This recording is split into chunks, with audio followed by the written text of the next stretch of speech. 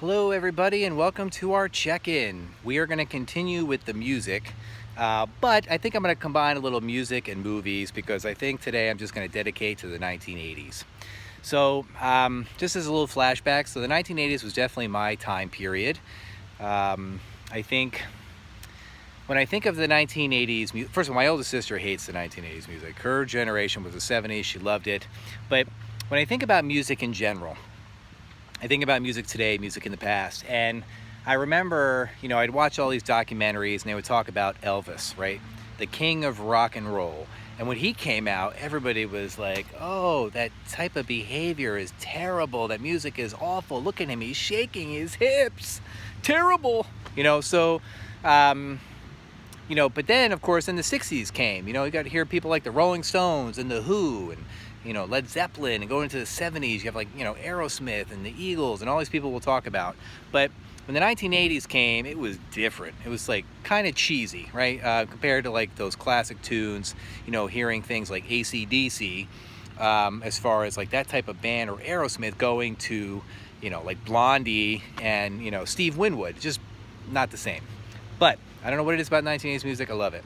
And it's the one song that I've told in the past that really gets me always motivated is Peter Gabriel's Sledgehammer. That video is so cool. Now, it's probably not the greatest video of all time. Michael Jackson's Thriller, that one is hands down awesome. So let's back it up. You guys listen to, whether it's like Spotify or iTunes or Amazon or whatever it is that you get your music from, right? And so when we were younger, it was the radio, and you would have to hope that your song came on the radio. And it's so funny because this is what I find when I get older, is I'll have a song on my iTunes, account, and I'll play it, and I'm like, that song's okay. But if you're driving in the car and that same exact song pops on the radio, all of a sudden that's your jam, and you just start singing. Yet you have it, and when you won't play it, but when it comes on the radio, you're like, bam, love it. So in the 1980s, the big thing was MTV, music television. And it's not like today where it's all everything but. They didn't need like MTV multiple versions because it was just MTV.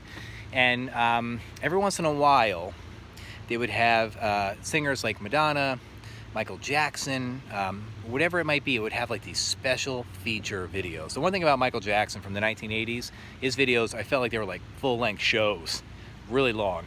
That's why Thriller was so popular. But Sledgehammer, the special effects for that were pretty cool. So that's why I like that. But also, it just puts me in a good mood. Now, when you're thinking about the 1980s, there's so many styles of music, and I think I'll probably cover some this week. But today, let's talk about that upbeat feeling, right? So the first one that I want to talk about is a song called Lunatic Fringe. I want to say it's like by Red Rider or Red Range. I can't remember the group, but that song was like really slow. And then all of a sudden, I was like, boom.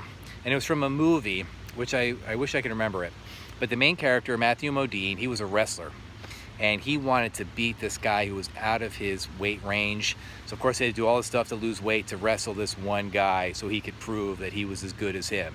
I mean, it's a movie, so I'm sure you can predict how things went out. But he's in the waiting room, and this song comes on, and he's just like getting himself all pumped up and doing all these like wrestling moves and getting fired up. And you're like watching this movie like, yes, get out there, kick that guy's butt, you can do this. And then the music, when it hits its height and peak and you're all fired up, boom, he kicks open the door and he goes and he wrestles. And you'll have to watch the movie to see what happens. But it's just something about music, the impact it has on making movies amazing. Like, for example, Rocky, right? The first one came out in the 70s, and as it was going on into the 80s, you hear that song, Eye of the Tiger. Oh, man, it just gets you so fired up. You just can't feel like Rocky, like walking up in the thing, like, woohoo, like you just can't help but do that, right? So thinking about that type of music getting you fired up, whether for me, you have like Sledgehammer, get you going, Survivor, get you going, Vision Quest, that was the movie, Vision Quest. So you get wrestling, it's like, whoa, yeah, it's good stuff, 1980s. I think that's probably why I like Stranger Things so much, because I feel like I'm living, my 1980s all over again, right? Because, who are you gonna call, right? Thanks to Ray Parker Jr., you get the Ghostbusters. That movie was classic in the 80s. But when I think about this, it also reminds me of the movies in the 80s generally. Think about the power that music has in movies. I mean, would Indiana Jones movies be the same without that dun dun dun dun dun dun dun dun dun dun dun? No, it wouldn't. Just like Star Wars movies would not be the same without that music. So when I think about these movies, it reminds me of the time period. So backing up, let's go back to the videos. So in our house, I lived in a Cape Cod when I was growing up, in one of the many places. This is probably the longest I've ever lived in one place. Actually, this house I'm currently living in, it's going to beat that record. But until then, the longest house I ever lived in was a Cape Cod. And I remember my room at first was downstairs, and then I got moved around. It was really small. And when my sister went to college, my mother was like, you can have the room upstairs. So I was like, yes. So here is like, when I think of my own kids, if they complain about things, they have no idea.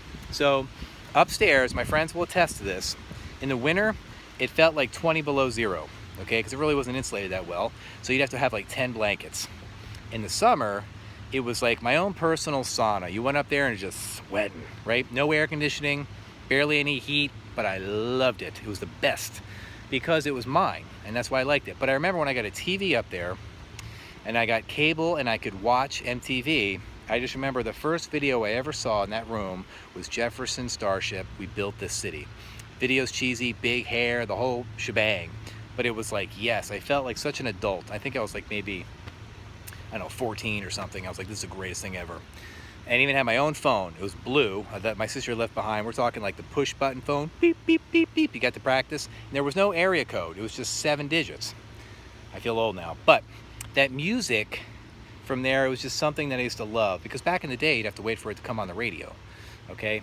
Just like I said earlier, if the song came on the radio, you'd sang like you're crazy, but yet you could have it all along and be like, I don't want to hear it. Either way, so moving ahead. Another movie that reminds me of that time period in the song is Kenny Loggins' Footloose. Because if you know the main character, Kevin Bacon, there's like a weird thing about him where it's like the 6 degrees of separation by Kevin Bacon. Like no matter what actor you are, you can connect within 6 times to a movie that he's been in, because he's been in like everything. But that movie was talking about the importance of dance and music. In that movie, he was an outcast because he was listening to music that you guys listen to, but then that town didn't want to hear it, right? But he convinced the town to let him have a dance, and they, that's where you get that big song Footloose at the end, which is like the big finale. But there's just something about that song, Kenny Loggins. It reminds me of the 80s, between him doing that and him doing the song Danger Zone from Top Gun, which if you know anything about movies coming out, Tom Cruise is making a sequel to that movie. So you have Rocky, you have Top Gun, Footloose. There's just so many things. I still remember the first movie I ever saw on cable in our house was Popeye.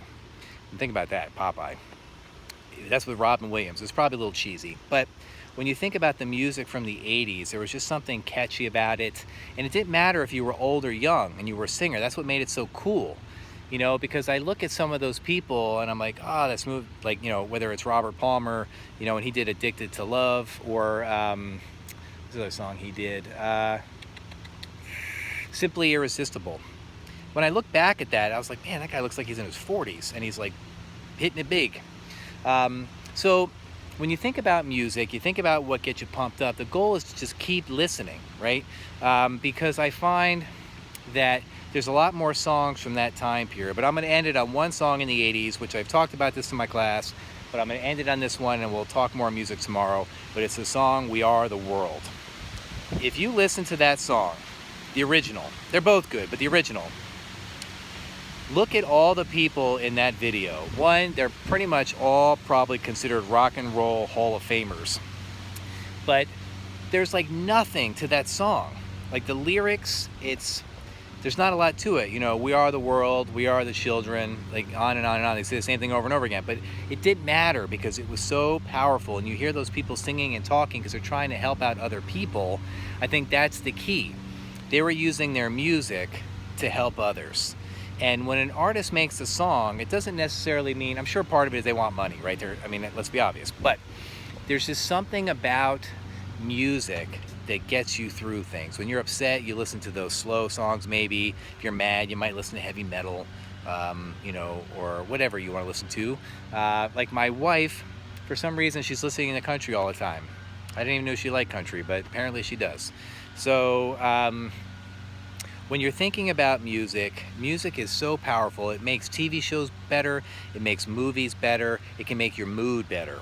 So you just have to find a song or something that gets you going when you're feeling a little or you just, in a good time.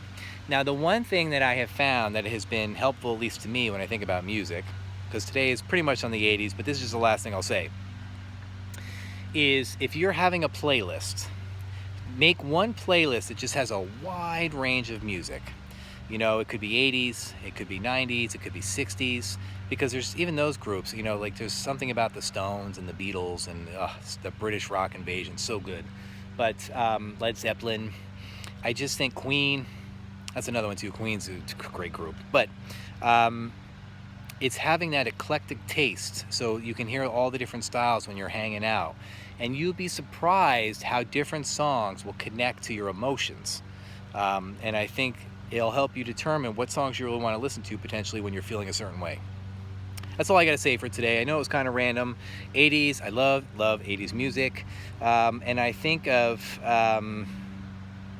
some of the artists from the time period. And I think that's the people that I grew up with. Now they're getting older. I'm getting older. And I'm glad I do like other types of music too, but there's just something about the 1980s, that nostalgic. It reminds me of playing wiffle ball with my buddies. It reminds me of, playing games at the night like Ghost in the Graveyard, where you'd hide and tag and scare the snot out of your friend. Riding on bikes, dirt bikes, doing all those type of things with my friends is what I feel like defined my childhood. So I feel like whatever music it is, it's probably something that's going to define your childhood. So hopefully you'll find something that you can stick on to and have your nostalgic feeling to. So until our next check-in, keep on rocking on. And tomorrow we'll have some more music selections. Today was a wide range. We didn't focus on the lyrics, but just some of the songs. But who knows what tomorrow will bring, but let's hope it brings some more sunshine, okay? So until our next check-in, peace out, people.